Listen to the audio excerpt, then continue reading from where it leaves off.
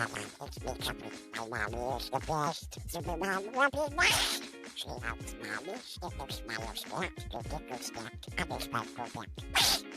You wait for the straw. Whoosh. Get ready for it's super scary and super strong.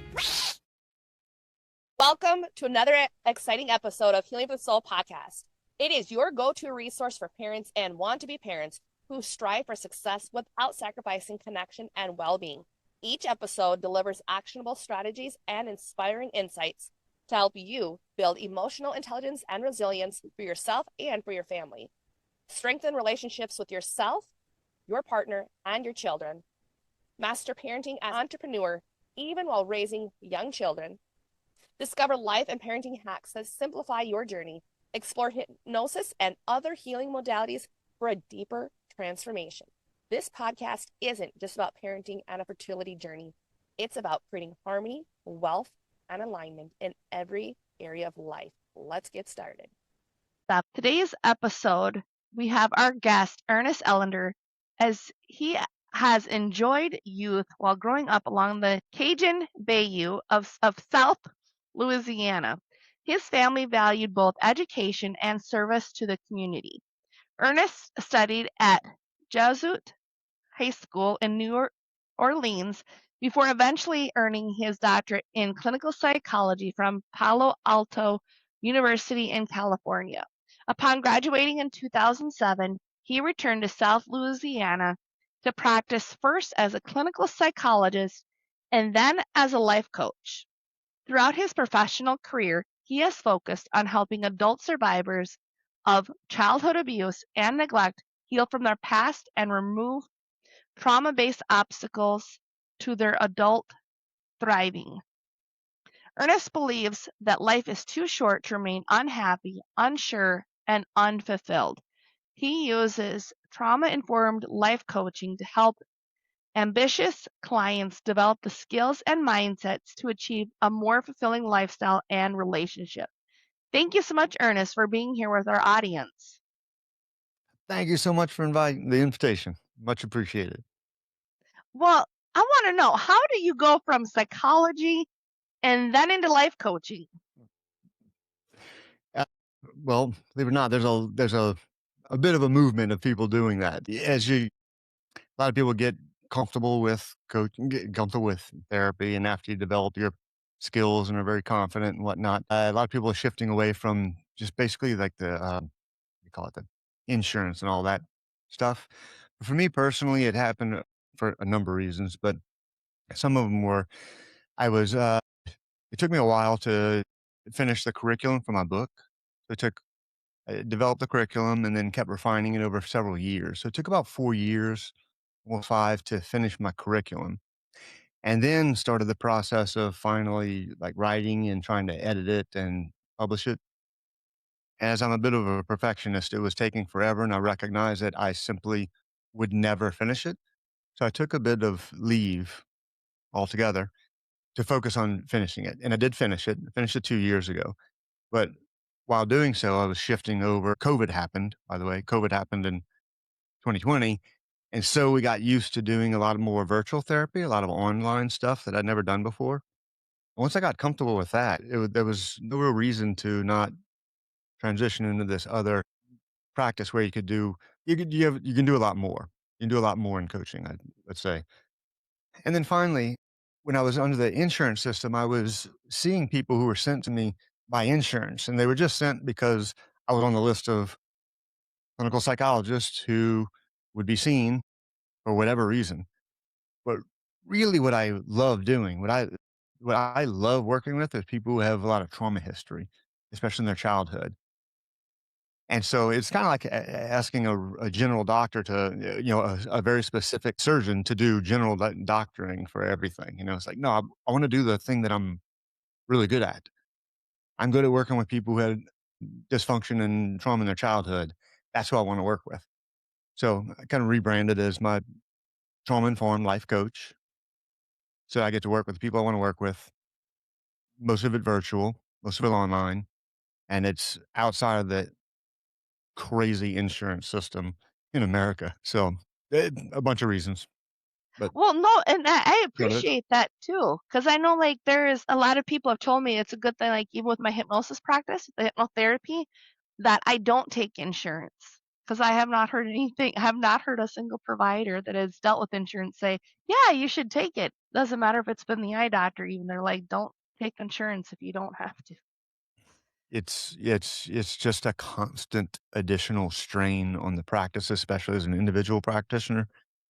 It became 20 to 30% of my time trying to deal with insurance and get compensated, and any little glitch causes you hours to try to get paid for one session, and it's miserable.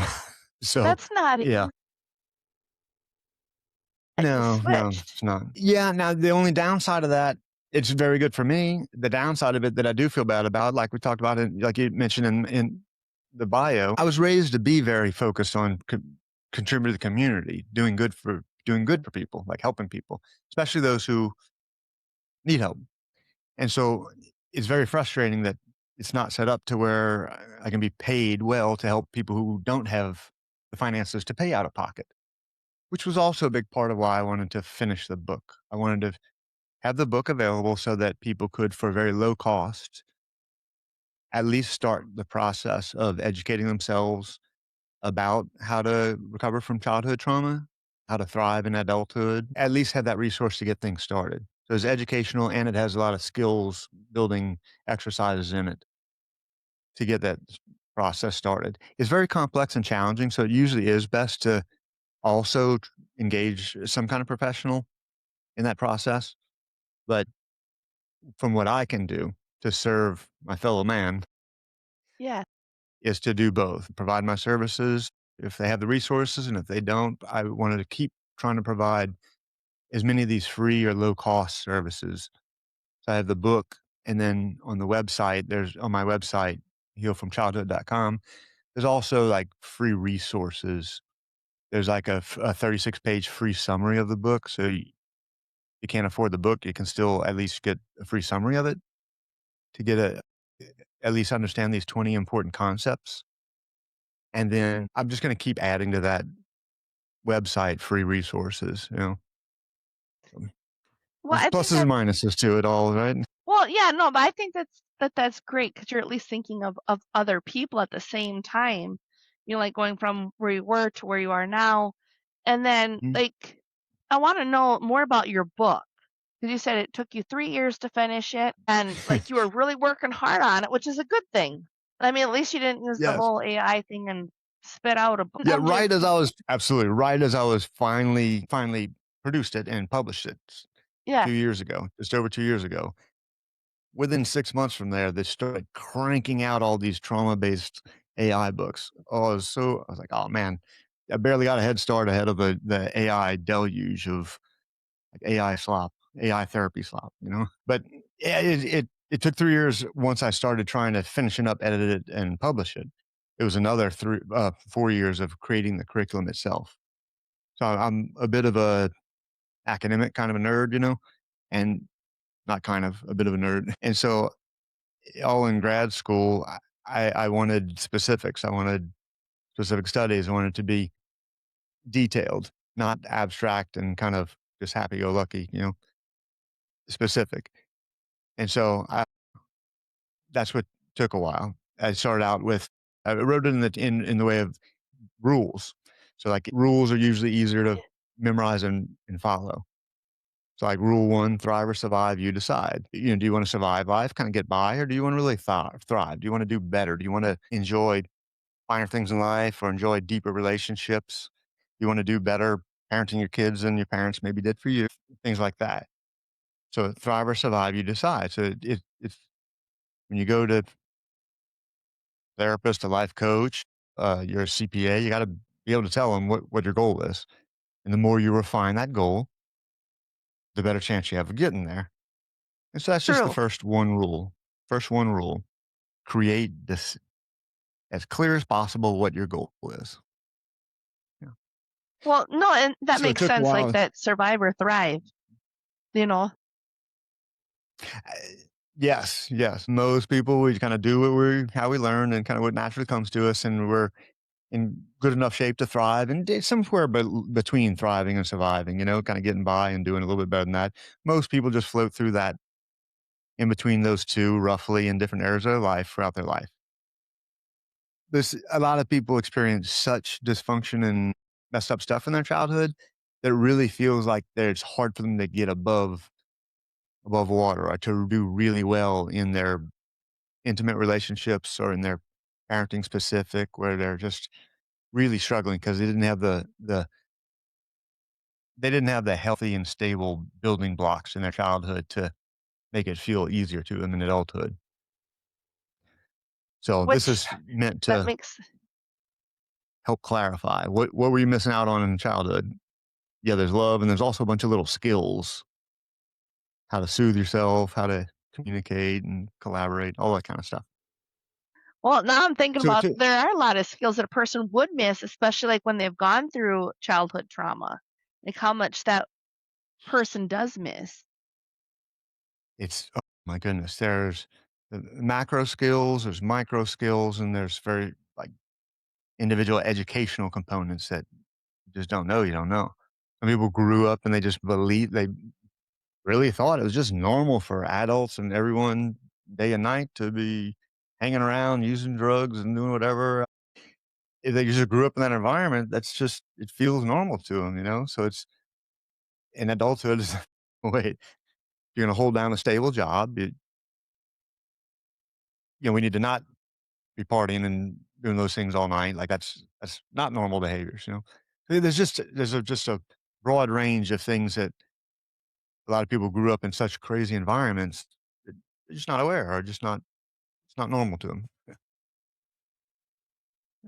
Well, I would agree with that. There's some things that I'm like I've thought about like myself as a person that's gone through a lot of trauma. It's one of those things that it's like I've learned as I've been in this industry that there's a lot of things that get missed, especially like on the early developmental stages, that there's so many Yeah. different stages that a person has to earn and to learn, like trust is one of them, being able to trust yourself. And then like some of them, like trusting yourself comes from like when your child, for example, gets hurt, falls down, and they're crying, and you're saying to the child, "Oh, you're fine." Well, no, you're not fine. You're not teaching your child that this emotion that they're feeling when they're crying, when they're upset, you're not teaching them how to handle that emotion, what that emotion is, so it has a name. And so it's like I didn't realize until, like I said, that something small like that affects you your whole adulthood too. Yes. Yes. So when I have these clients come in and they're like, "Oh, hey, I have a recently single mom or dad, and I had a terrible childhood, and I just want to know, I just want to try to not mess up my kid." And they're like, I don't know what I'm terrified to make these kinds of mistakes. Dust it off. You're okay. Is that wrong or what is it? Well, let's slow down and think about this and come up with different strategies. How do you want your child to function in adulthood? Yeah, it's rewarding work, but it's amazing how much time it takes to practice learning these skills when you didn't have it in childhood. When people had it in childhood, it just seems so easy to them. It's just natural.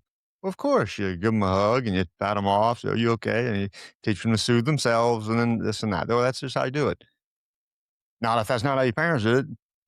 Suck it up. Quit crying. That sort of thing. Or the other end of it. Oh my goodness, you're never going to survive this. Oh my goodness, I need to take you to the hospital. Like, either extreme parental response can be problematic. It Yeah. most So definitely can. So now yeah. I'm wondering, like more in your book, when we're talking about like the childhood that is painful, obviously, when we've gone through trauma, we've had that experience. What are some of the questions, or like what are the top 5 questions that you get asked in this as a life coach? You said one of them was to deal with clarity of like what do they want? Yeah. Okay. Yeah. So when somebody comes in, there's kind of like a standard questions we kind of procedure we want to ask and go through. First is what do you really want? And so for this podcast, for example, when you talk a lot about parenting, when I have parents come in, usually they'll basically say, "I'm okay with me just surviving, getting by, or just sacrificing myself, but I'm not okay with doing that to my kids." So when they have these young kids, those have been my best clients. And by best, I mean most motivated, disciplined. They stick with it for long enough to learn these things and then see the improvement, and then, oh, it's wonderful, love it. But that's where they come in with, I not going to be not going to sacrifice my kids. So they're wondering, what do I do in these scenarios? So what do you want? They want healthy parenting that will not repeat what they experienced in childhood. So, okay, great. What's the next question here? Well, what's the problem? Why do you think you're stuck? What do you believe is the problem? And I ask that specifically in these scenarios, trying to get a gauge on how much insight do they have into the natural responses to trauma, because it's very confusing oftentimes. So for example, the main disorder that we're talking about, if it reaches that level of a disorder, would be complex PTSD, complex post-traumatic stress disorder. And there's a great reason they call it complex, because it's extremely hard to understand. So like you mentioned trust earlier. It's hard to trust yourself, hard to trust someone else. And sometimes people come in and say, well, I think I'm stuck because I'm not sticking to what I believe is right in this scenario. It's okay. Well, what do you believe is right in this scenario? Well, I believe it's right to make my kid kneel on rice for an hour when he doesn't do this or that respectfully. Like, your childhood taught you wrong. By today's standards, that's illegal and you can't do that anymore. Okay. So I ask, why do you believe you're stuck? Trying to get an understanding of where they are. How much education have they done? How far are we going? And then the next question would be, what are the challenges here? And we're looking at, is this you problem, or is it just the people around you problem? Is it internal, or is it just the environment? They don't have money and I'm unstable. And so we start practicing, recognizing, getting ready for the next question, which is, what is in your control? Let's start focusing on what's in your control. Some things are out of our control. We can leave those, but we're going to focus up all of our resources and our discipline on what's in our control. Your household is in your control. Your children are in your control for X amount of time. Sometimes it's split, custody. So, okay, you have your kids 7 and 7, let's say. You have your kids for 7. That's what's in your control. Your boundaries legally, that's where we have the control. Okay, great. And then the final question. All right, well, what's our next very specific step? And what's the timeline that we're going to get this step done by? And that's where a good trauma-informed life coach comes in. It's different than hang in there, you're doing a great job, you'll do great. It's when your child is disrespectful, what procedures do we want to put in place? We know that making them kneel on rice or whipping them that's not ideal, to say the least. All right. But then just not having any consequences for it is also not good. That promotes that behavior to occur again.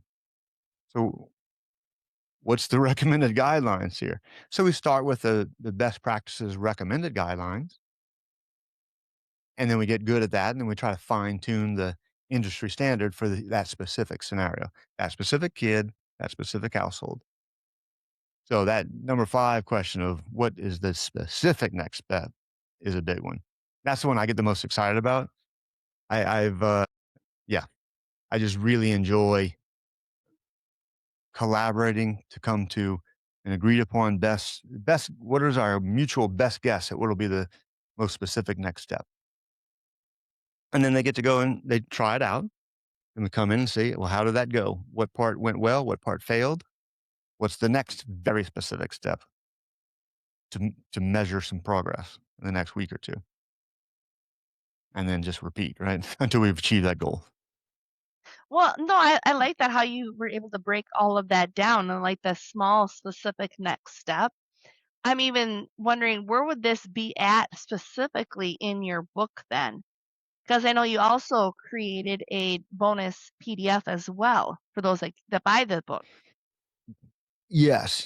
And So the book has my book called This Is How We Heal from Painful Childhoods. It has 20 different rules. And basically that means that there are these 20 different concepts.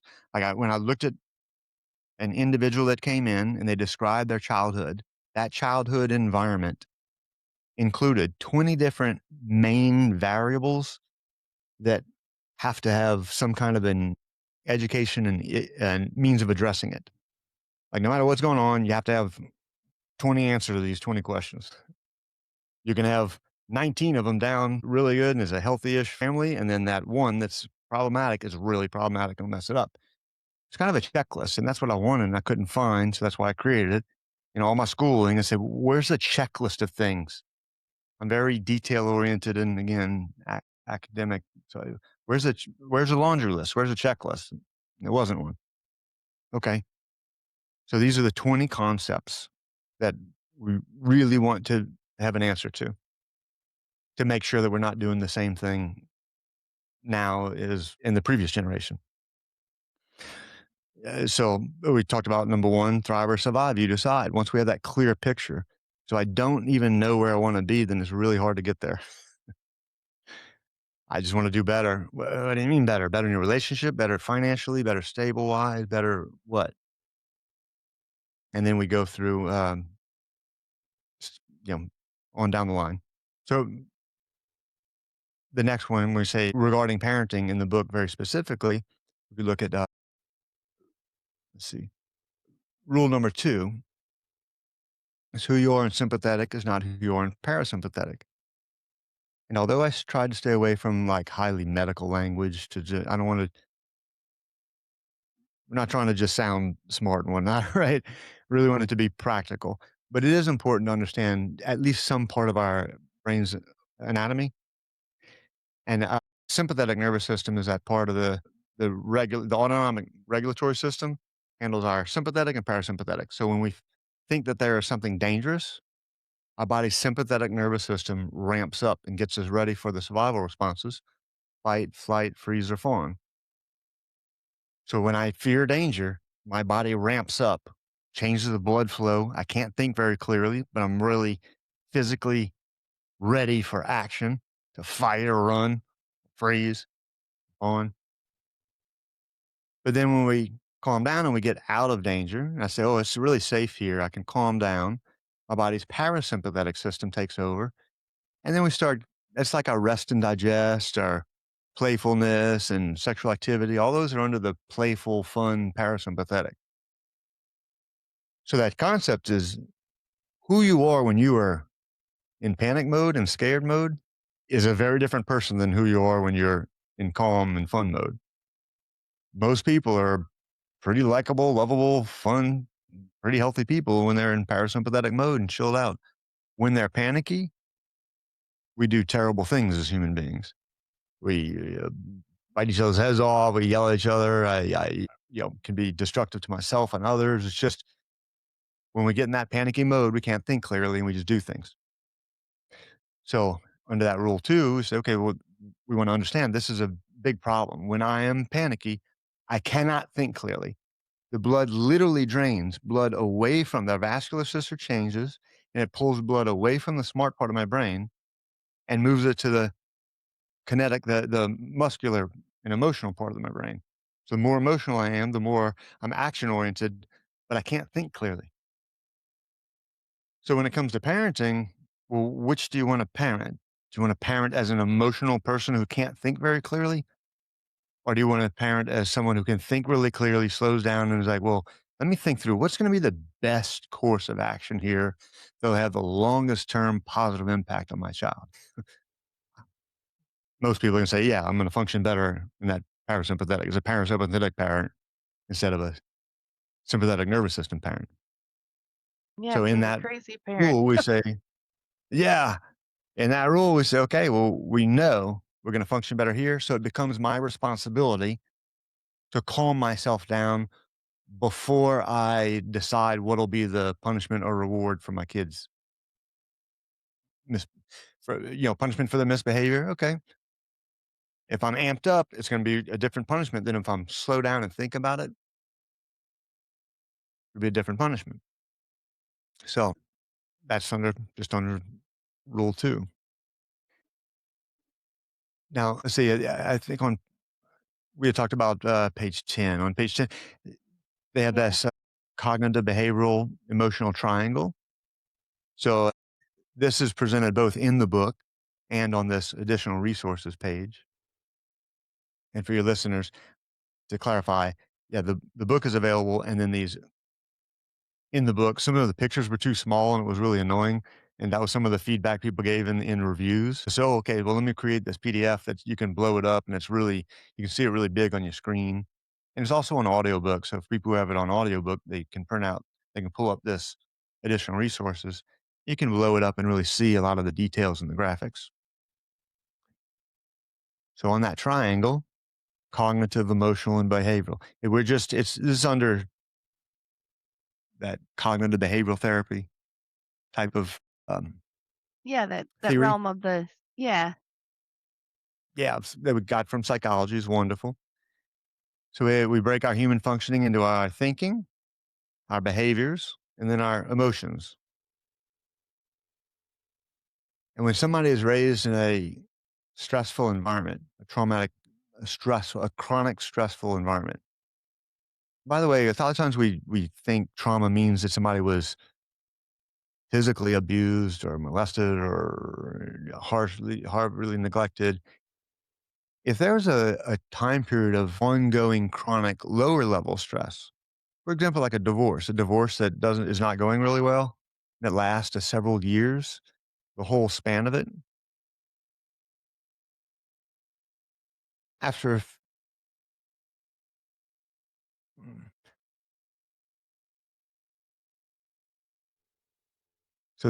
several years of this, even at a lower level of stress, is still stressful.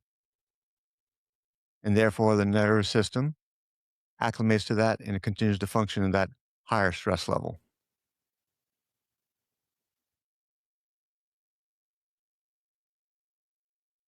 So I'm thinking, so if I understood correctly, that the stress levels, you said repeated staying in it over time actually can create more or just stay in that trauma, the repeated.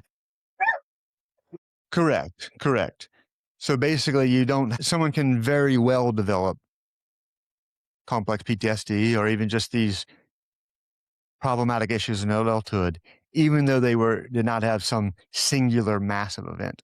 So this long-term chronic stress where the child basically does not feel very safe for long periods of time. So with that chronic stress, they're amped up and they're quick to action. So they just stay amped up. They stay at a higher stress level, higher cortisol, higher stress hormones in their body on a daily basis. So in adulthood, when they're trying to parent their kid, the same thing happens. And according to that triangle, basically, they have this intensely negative emotion, which quickly goes to this behavioral response. That's the most natural thing when we feel something's dangerous. Something's dangerous, I want to get away from it. So there's a strong pathway from emotion to behavior. So most of our adult trauma therapy, like trauma coaching and how we learn how to thrive in adulthood, the first real step there is learning how to self-soothe first. I have to self-soothe. I have to calm myself down and get out of that anxiety mode so that I can think more clearly. For example, one of the very specific workbook pages on the resources, the extra resources PDF is on the page 22. It says breathe, plan, do formula, which sounds super simple. It's like, yeah, of course, duh.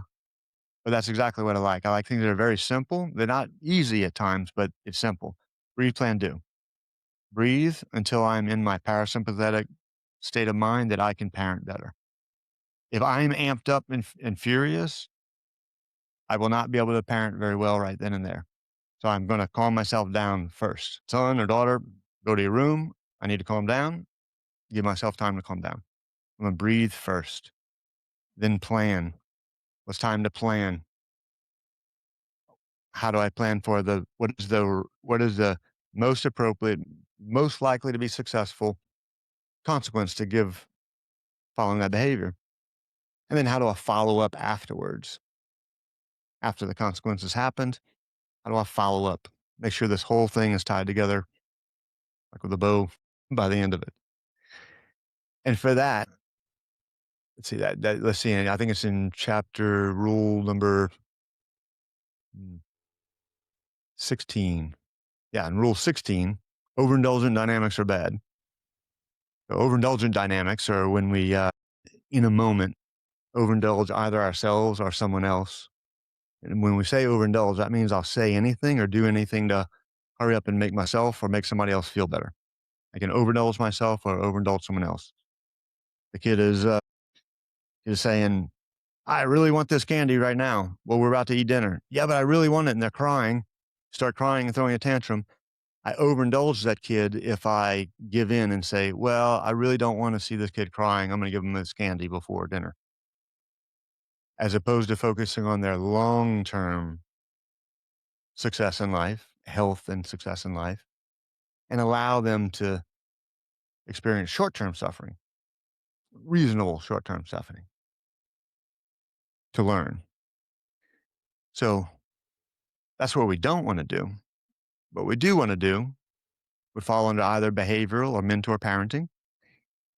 And again, I love little formulas that enable us to, in the moment, start there with this kind of industry standard. What do we do? And then we can apply that calm, thoughtful, purposeful, goal-oriented process of figuring out the details. So, for example, I'm really proud of this. It took me a while to come up with this. Just like the 1, 2, 3, breathe, plan, do. This one is comparably as simple as BCD. Behavior. What's the target behavior? Is this a bad behavior that we want to eliminate, or is it a good behavior that we want to increase? So we identify that target behavior. So throwing a temper tantrum would be a target behavior that is negative that I want to reduce. Getting A's in school would be a target behavior that I want to increase. So next is the consequence. Do we add a positive consequence, or a negative one? And then the D is for the discussion. We want to discuss it afterwards to say, why did you get that consequence? And what's the life lesson that you can benefit from in the future? From what do we learn here? It reinforces that learning. Now, again, seems real simple, right? BCD, boom, boom, boom. But each one of those, picking a target behavior, tracking it, picking the right consequence is its own skill set. And then the discussion of the life lesson is its own skill set. So as we slow down and focus on each part of that equation, it becomes really fun trying to figure out, okay, how do we increase this behavior and how do we decrease this behavior? The consequences, for example, well, we're not going to whip or make them kneel on rice or anything like that. What are we going to do instead? We take away the phone? Do we punish them for a month? Do you give them extra chores or what have you?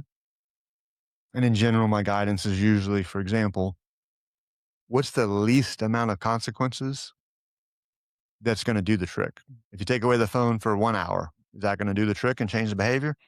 Or does it need to be 3 days? In general, what is the smallest consequence we can do that gets the job done? I was And going to secondly, ask what's that. oh, Oh, go I ahead. was going to ask too, because like for me, I'm a fan of using natural consequences. Like for example, like dishes. Like if you don't help with dishes, like I told my kids, I can't even eat. So it's like I don't have typically I don't have problems with it, but a couple of them are starting to have issues where they don't want to help with dishes. And I'm like, I'm asking you to do just 5. So I said, you know what? If you put 5 in the dishwasher, that helps. And then I'm like, I Outstanding. don't eat. So it's like if I don't do Yeah. dishes, I don't get to eat. Like Yeah. to me, that's a natural consequence. I'm not doing anything else. It's just What's your take on like the W- natural consequences when parents are using? Wonderful example. Allowing a kid to experience the natural consequences of their behaviors.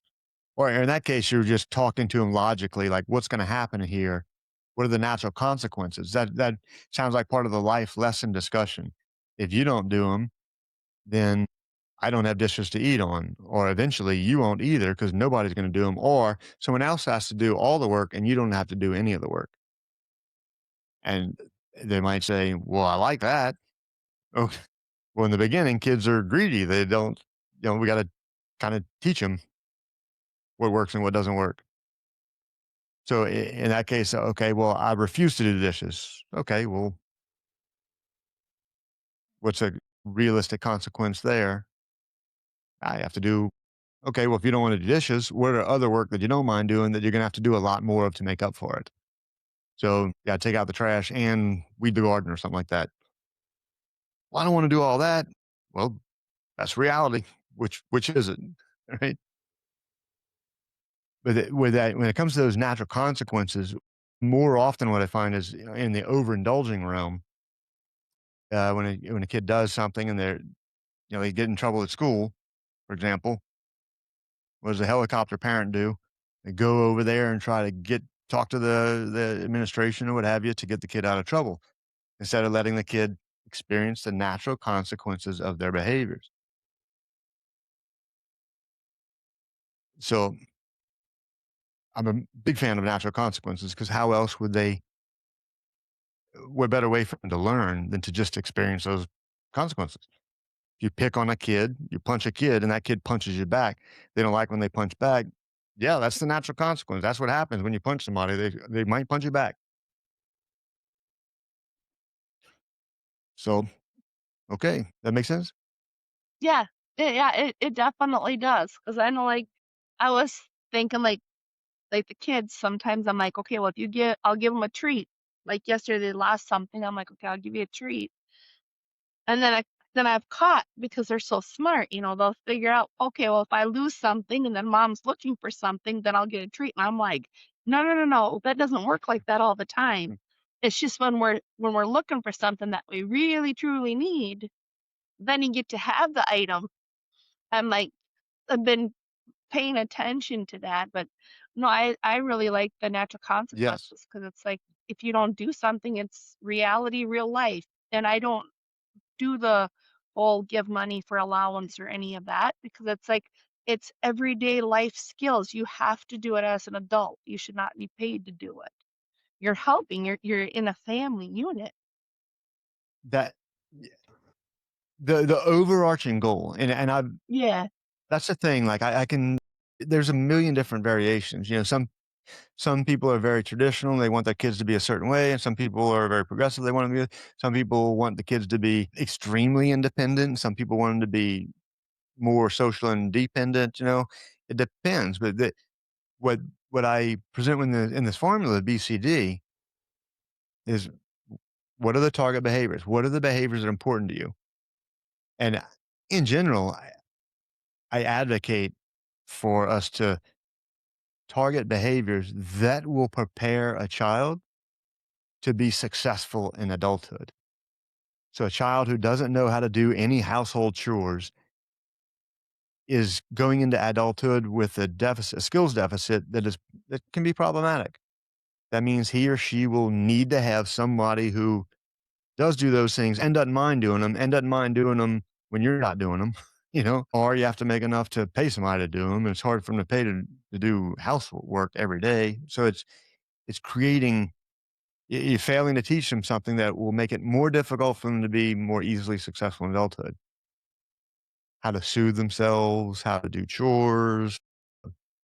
All these are skills. How to communicate, how to work hard. You know, it's so like you mentioned the allowance. You know, it depends how we do it. I've seen people who do allowance that are very functional. Well, you get an allowance for this purpose and it's age appropriate. We want to practice spending money. So they practice teaching kids how to spend money properly to prepare them for adulthood when they have bigger money. And then sometimes, they say, well, no, you didn't earn it. So you don't get things for free in adulthood most of the time. So let's prepare them for that. Most of the time, it's more the way that we go about doing it. Is it preparing them for successful adulthood, or is it setting themselves up for failure? That, to me, that's the measure of success of whichever parenting system you're going with. Is it preparing them for likely success in adulthood? Likely success as far as being able to provide for themselves, to be able to function fairly independent and provide for themselves financially and resources. Personal happiness as far as loving themselves and respecting themselves and conducting themselves. And then connections with other people, being able to establish deep connections with trust and awareness of dangers and all that kind of stuff. These are the really important skills that ideally our parenting is going to really prepare them for. And I would agree with So you that's on that. that one too. Because like everybody else, like not everybody else, but everyone has their own definition of what success looks like too.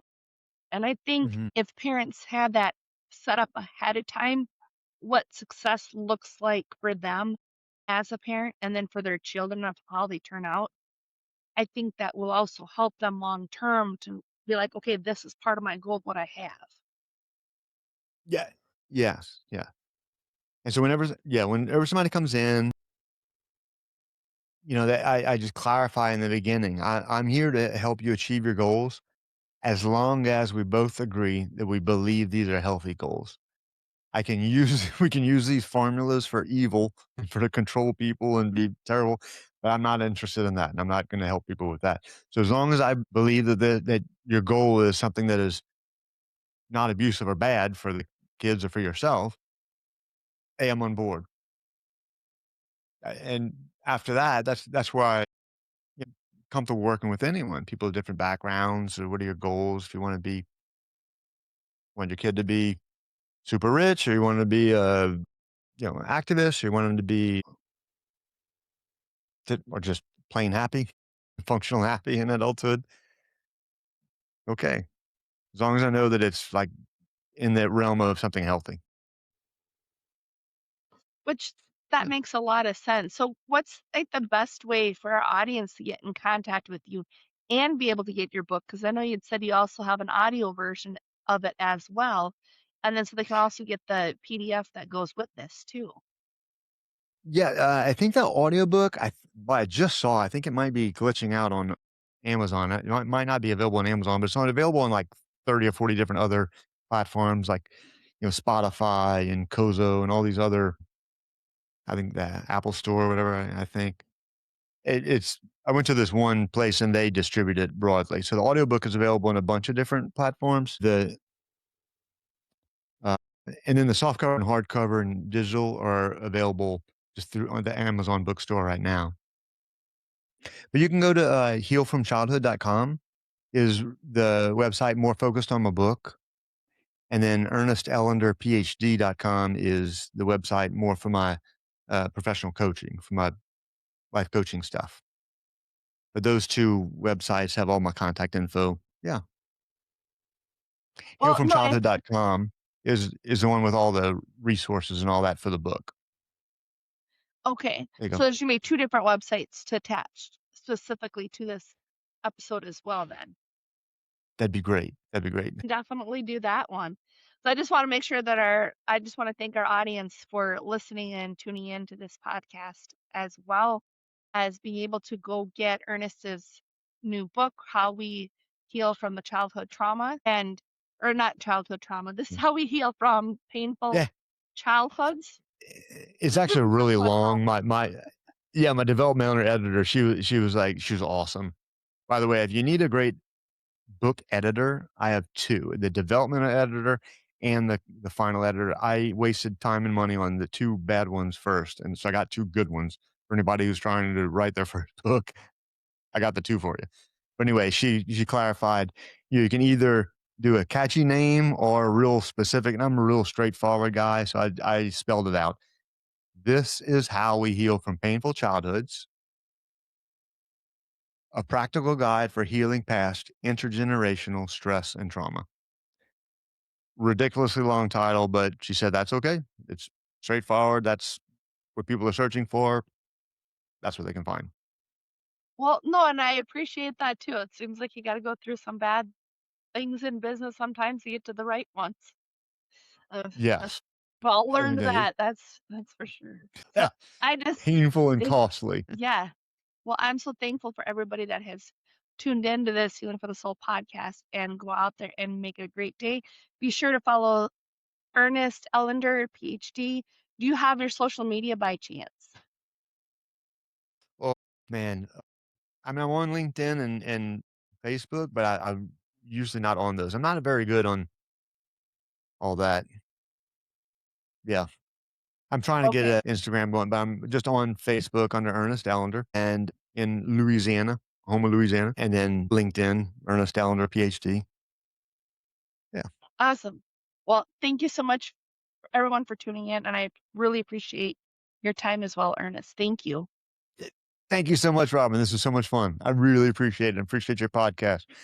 Love podcasts that spread information and positive growth for people who, you know, looking to self-improve. It's wonderful. We need lots and lots more like this. And definitely. As always, I just want to thank you for your time and energy while listening to today's episode of Healing for the Soul podcast. Be sure to like, share, comment, and subscribe to Healing for the Soul podcast wherever you get your downloads, you're listening to your podcasts, and keep coming back for more episodes. Thank you, everyone, for your time and your energy while listening to today's episode of Healing for the Soul podcast, which also can be found on YouTube.